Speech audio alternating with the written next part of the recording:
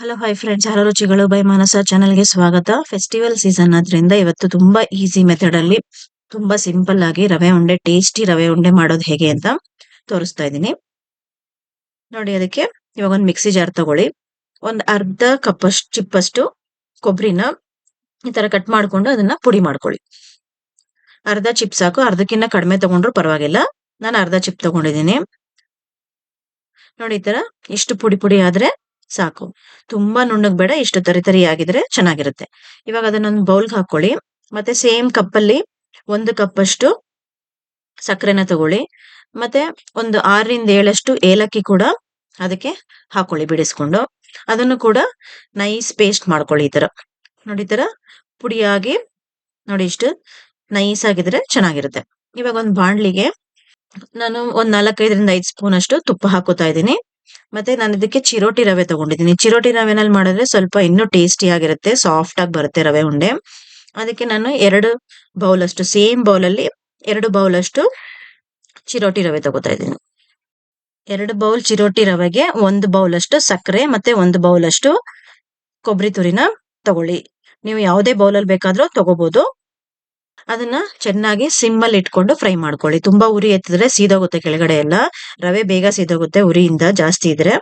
ಅದಕ್ಕೆ ನಾನು ಸಿಮ್ ಅಲ್ಲಿ ಇಟ್ಕೊಂಡು ಅದನ್ನ ಫ್ರೈ ಮಾಡ್ಕೊತಾ ಇದ್ದೀನಿ ನೋಡಿ. ಈ ತರ ಸ್ವಲ್ಪ ಉದುದಾಗಿ ಆದ್ಮೇಲೆ ಸ್ವಲ್ಪ ಘಮ ಘಮ ಅಂತ ಸ್ಮೆಲ್ ಬರುತ್ತೆ ರವೆದು.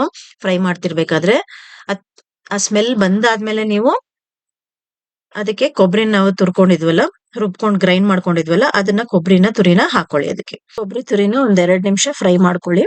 ಅದು ಚೆನ್ನಾಗಿ ಫ್ರೈ ಆದ್ಮೇಲೆ ಆಮೇಲೆ ಸಕ್ಕರೆ ಗ್ರೈಂಡ್ ಮಾಡ್ಕೊಂಡಿದೀವಲ್ಲ, ಸಕ್ಕರೆ ಏಲಕ್ಕಿ, ಅದನ್ನು ಕೂಡ ಇದಕ್ಕೆ ಏಲಕ್ಕಿ ಅದನ್ನು ಕೂಡ ಹಾಕೊಂಡು ಚೆನ್ನಾಗಿ ಫ್ರೈ ಮಾಡ್ಕೊಳ್ಳಿ. ಇನ್ನು ಸ್ವಲ್ಪ ಒಂದ್ 2 ನಿಮಿಷ ಚೆನ್ನಾಗಿ ಫ್ರೈ ಮಾಡ್ಕೊಳ್ಳಿ. ಇವಾಗ ಇನ್ನು ಸ್ಮೆಲ್ ತುಂಬಾ ಚೆನ್ನಾಗಿ ಬರುತ್ತೆ. ಅದಾದ್ಮೇಲೆ ಇದು ಸೈಡ್ಗೆ ಇಟ್ಟು ಒಂದು ಪ್ಯಾನ್ ತಗೊಳ್ಳಿ. ಅದಕ್ಕೆ ಒಂದ್ 2-3 ಸ್ಪೂನ್ ಅಷ್ಟು ತುಪ್ಪ ಹಾಕೊಂಡು ಡ್ರೈ ಫ್ರೂಟ್ಸ್ ನ ನೋಡಿ ಈ ತರ ಸಣ್ಣ ಸಣ್ಣಕ್ಕೆ ಕಟ್ ಮಾಡ್ಕೊಂಡಿದ್ದೀನಿ. ನಾನು ಬಾದಾಮಿ ಮತ್ತೆ ಕ್ಯಾಶುನ, ಇದಕ್ಕೆ ದ್ರಾಕ್ಷಿ ಕೂಡ ಹಾಕ್ತಾ ಇದ್ದೀನಿ. ಫಸ್ಟ್ ಇವೆರಡನ್ನ ಫ್ರೈ ಮಾಡ್ಕೊಂಡು ಆ ನಂತರ ದ್ರಾಕ್ಷಿ ಹಾಕೋಣ. ಯಾಕೆಂದ್ರೆ ಮೊದಲೇ ದ್ರಾಕ್ಷಿ ಹಾಕಿದ್ರೆ ಬೇಗ ಸೀದೋಗುತ್ತೆ ದ್ರಾಕ್ಷಿ. ಇದು ಸ್ವಲ್ಪ ಒಂದ್ ಅರ್ಧ ಭಾಗ ಅಷ್ಟು ಫ್ರೈ ಆದ್ಮೇಲೆ ದ್ರಾಕ್ಷಿ ಹಾಕೊಳ್ಳಿ. ಅವಾಗ ಎಲ್ಲ ಒಂದೇ ತರ ಫ್ರೈ ಆಗುತ್ತೆ. ದ್ರಾಕ್ಷಿ ಫಸ್ಟೇ ಹಾಕೊಂಡ್ರೆ ಸೀದೋಗುತ್ತೆ, ಅದಕ್ಕೇನೆ ದ್ರಾಕ್ಷಿ ನೋಡಿ ಇವಾಗ ಹಾಕೊಳ್ಳಿ. ಹಾಕೊಂಡು ಅದನ್ನು ಕೂಡ ಫ್ರೈ ಮಾಡ್ಕೊಳ್ಳಿ. ಇದು ಸ್ವಲ್ಪ ದ್ರಾಕ್ಷಿ ಸ್ವಲ್ಪ ಉಬ್ಬದಂಗ ಆಗುತ್ತೆ. ಆತರ ಉಬ್ಬದಂಗ ಆದ್ರೆ ಅದು ಫ್ರೈ ಆಗಿದೆ ಅಂತ ಅರ್ಥ. ಇವಾಗ ಸ್ಟವ್ ಆಫ್ ಮಾಡ್ಬಿಟ್ಟು ಇವಾಗೆಲ್ಲ ರವೆ ಎಲ್ಲ ಮಿಕ್ಸ್ ಮಾಡಿ ಇಟ್ಟಿದೀವಲ್ಲ ನಾವು, ರವೆ, ಕೊಬ್ಬರಿ ಮತ್ತೆ ಏಲಕ್ಕಿ, ಸಕ್ಕರೆ ಎಲ್ಲ ಮಿಕ್ಸ್ ಮಾಡಿರೋದಕ್ಕೆ ಇದನ್ನು ಮಿಕ್ಸ್ ಮಾಡಿ ಸ್ವಲ್ಪ ಚೆನ್ನಾಗಿ ಮಿಕ್ಸ್ ಮಾಡ್ಕೊಳ್ಳಿ. ಇದು ಚೆನ್ನಾಗೆಲ್ಲ ಮಿಕ್ಸ್ ಆದ್ಮೇಲೆ ಇದಕ್ಕೆ ಒಂದೇ ಒಂದು ಕಪ್ ಅಷ್ಟು, ಸ್ಮಾಲ್ ಕಪ್ ಅಷ್ಟು, ಒಂದು 5-6 ಸ್ಪೂನ್ ಅಷ್ಟು ಹಾಲು ಕೂಡ ಹಾಕೊಂಡು ಮಿಕ್ಸ್ ಮಾಡ್ಕೊಳ್ಳಿ. ಟೇಸ್ಟ್ ತುಂಬಾ ಚೆನ್ನಾಗಿ ಬರುತ್ತೆ. ಹಾಲು ಹಾಕೊಂಡು ಇವಾಗ ಸ್ಟವ್ ಆಫ್ ಮಾಡಬೇಡಿ, ಸಿಮ್ಮಲ್ಲೇ ಇರ್ಲಿ. ಎಲ್ಲ ಚೆನ್ನಾಗಿ ಮಿಕ್ಸ್ ಮಾಡ್ಕೊಳ್ಳಿ. ಇನ್ನ ಒಂದು ಕಪ್ ಬೇಕು ಅಂದ್ರೂ ಹಾಕೋಬಹುದು ಹಾಲು, ತುಂಬಾ ಟೇಸ್ಟ್ ಚೆನ್ನಾಗಿ ಬರುತ್ತೆ.